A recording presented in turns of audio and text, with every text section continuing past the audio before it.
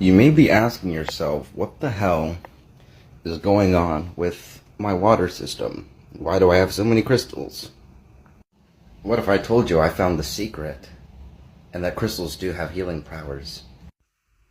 Under closer examination, when I freeze my water, I get this. And this is all because of crystals and some powerful neodymium magnets. What you're seeing and captured within the frozen water is what I call radionics, with an X. If you're not familiar with radionics, radionics is electromagnetic therapy.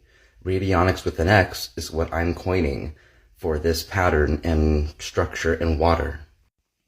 Now, I believe this is tapping into what is called fourth phase water, true living structured water. And how I got these results, it was really simple.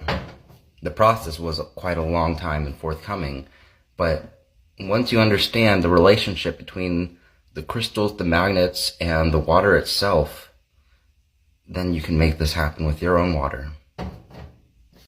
So to start off, I use distilled water.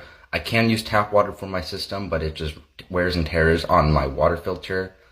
And it's just really expensive to keep replacing that every other week when it should last at least 4 months. So that's just the water quality of where I live. But I recommend starting out with distilled water, and if you can get some really good high quality orgonite, that will work very well. But for the most part, I just use crystals and magnets and a little bit of copper to get these results. Now, it looks pretty intimidating. The overall layup and setup is pretty simple, but I have found that crystals with their natural shape and structure tend to work best for structuring water. And not only that, but iron-bearing minerals like amethyst or some highly refractive crystals as far as their luster, like this apophyllite, they work very well for structuring water and getting those results. So what you were seeing with the frozen example that I had is what I call stage 4 radionics.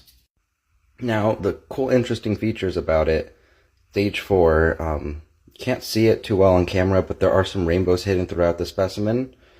But if you look right here where my thumb is, there's this frosting and edging, and that's on the inside of the specimen. And you can't really notice unless you really have done this a lot, but notice how there's very little doming at the top. For the most part, it's flat. This is just the beginning of what fourth phase water really looks like. Click and follow for more.